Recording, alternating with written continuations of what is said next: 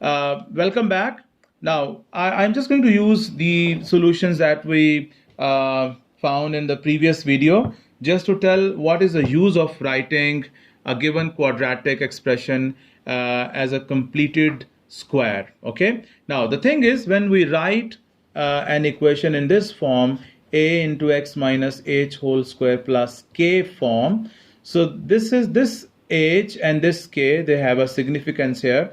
These are actually going to tell us the coordinates of the stationary point. This is going to be h comma k. Okay, please look at this. This is x minus h, so I'm writing it h. If it is x plus h, so I should write minus h. So now look at this one. So if someone says what are the coordinates of this turning point, so you can quickly show a sketch like this, and this point over here is going to be minus 3 comma 2. This is minus 3 comma 2. Okay, so we have written this in a into x minus h whole square plus k form. So h comma k, that is minus 3 comma 2, the coordinates of the turning point. Now this has many names. This is called turning point, stationary point, maximum point, minimum point. It is also called the vertex of the curve. Okay, so this minus 3 comma 2. So you can note them down in your notes. Okay, so what is the role of this a over here?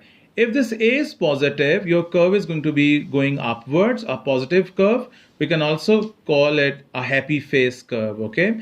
And this 2 over here is basically, that is the minimum value of the y over here, okay? And minus 3 is the corresponding x coordinate against it. Now look at the second example here. So we have, after completing the square, we get this, okay? Your a is positive, so this is going to be a positive curve like this, okay?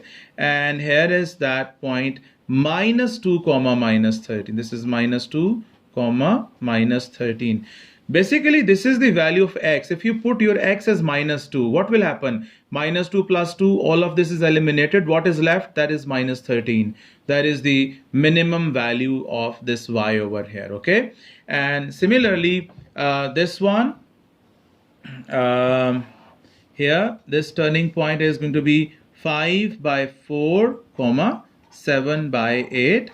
I have left this for you guys to do this one. Now look at this one. Now this is a bit different. This time the coefficient of this whole of this these brackets, this a is basically minus 1 here. So the curve is going to be a negative curve, okay? So the curve would be like this, okay? And here is that turning point, which is going to be 1 comma 6. This is 1 comma 6, okay? So the first purpose of this writing a quadratic equation into this form is to get the coordinates of this turning point, okay? And you can also use this to solve the equations at times, okay? Now I have to tell you a second feature of this quadratic curve, that one thing, that this has a turning point that can be obtained by completing the square. The second thing is that if you draw a vertical line through this turning point over here, so this vertical line is the line of symmetry.